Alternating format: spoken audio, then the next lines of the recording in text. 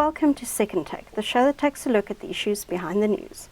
President Donald Trump sent a letter to President Cyril Ramaphosa this week confirming that 30% tariffs would be imposed on South African imports to the US from August 1, despite various efforts by South Africa to avoid them. Terence Creamer joins me to discuss the implications. Hi, Terence. Hi, Chanel. Firstly, was the letter a surprise, and what does it mean? I think yes and no. You know, nothing really surprises us anymore in terms of the way the US President Donald Trump sort of interacts with the global community. But on the other hand, we had been putting our best foot forward in some ways and trying to, at least extend the pause that was introduced. You know, Liberation Day was on the 2nd of April, and then there was a 90-day pause on the implementation of what was then 31% reciprocal tariffs on South African goods. So we had that dim the lights Oval Office engagement between President Ramaphosa and President Trump, and there had been a framework proposal offered the day before of that meeting, where we had sort of made overtures on trade.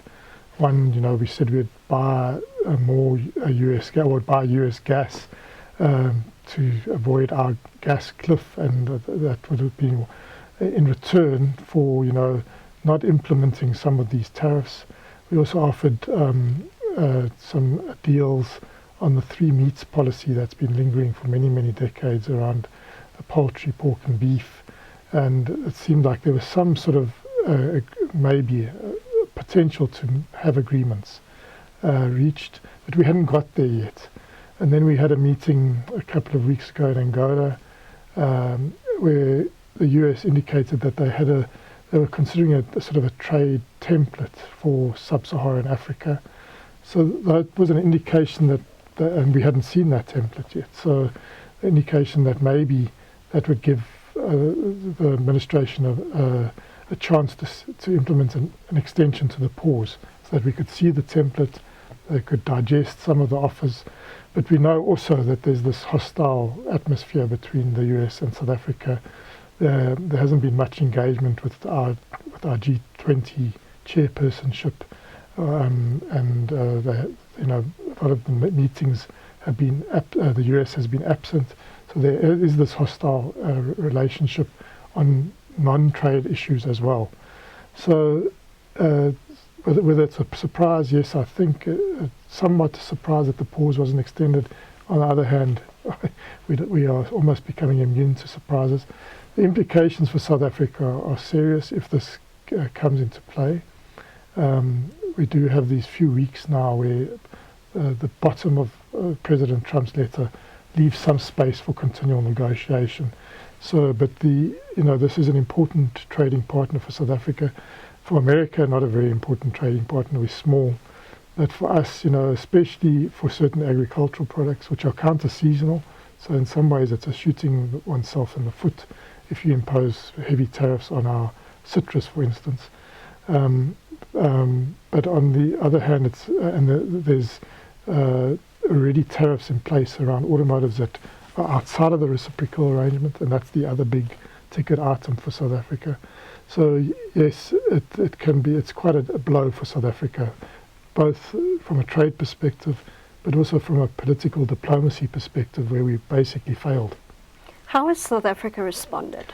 So we've responded. We're going to continue with our diplomatic efforts, and as I said, those have sort of not yielded anything to date, and we're focusing particularly on the latter half of the Trump's sort of what has been described as a jaunty letter. It was in sort of a good spirit, but it was putting the knife in at the same time.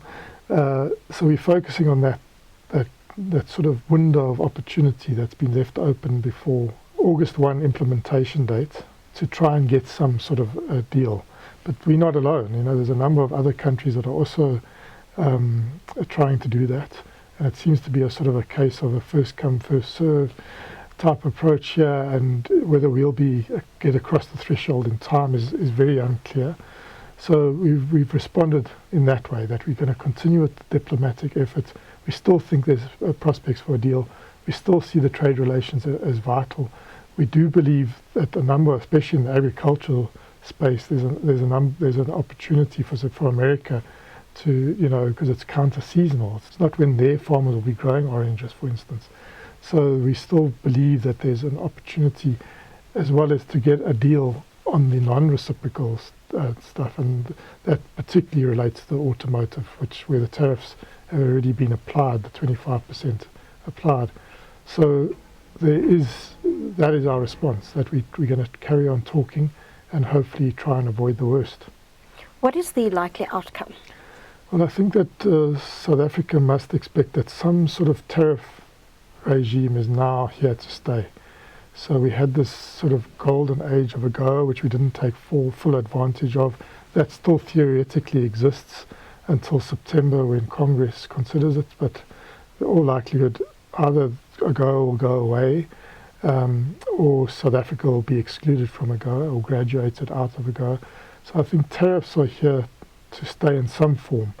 Whether the full 30% comes into place on the 1st of August on everything that South Africa exports to the US, excluding those products that are exempted, and there are a number of products of critical minerals and precious metals in particular that are exempted from these reciprocal tariffs, and whether we can get some sort of deal for these other tariffs that are coming under a different section, the section, I think, 232 tariffs, the automotive, the aluminium, the steel, like now we hear the copper, whether we can find a way that we get a sort of a quota into the US that avoids those tariffs.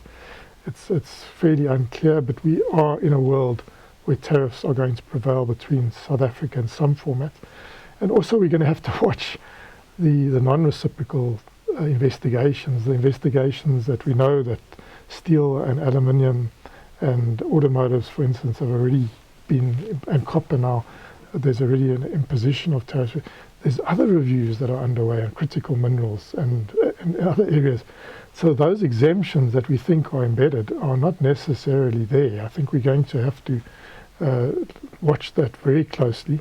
I think, for instance, that 50% copper tariff came out of the blue and was quite a shock.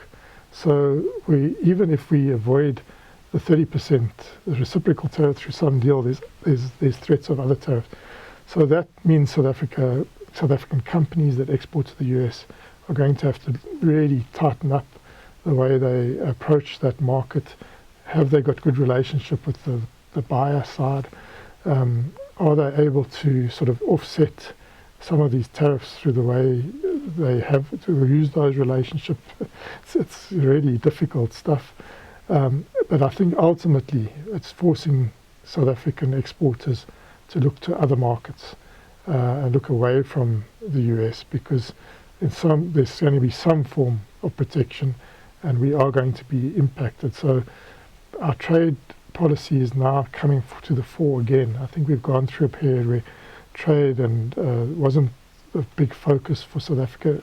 Straight after democracy in '94, it was a big focus, but it really waned and we stopped pursuing preferential and free trade agreements. And I think we now are going to have to look at pivoting. African free trade agreement, continental free trade, is vital, and we need to get that implemented, and we need to take proper advantage of it, and also make sure that others in Africa benefit into our market.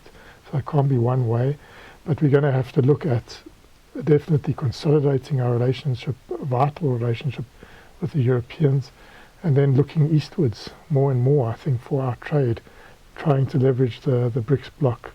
So we're in a world where trade policy and industrial policy is back to the fore, and we're going to have to raise our game in both of them. Thank you. That's the Second Take Show for this week. Thank you for watching, and join us again next time for more news analysis.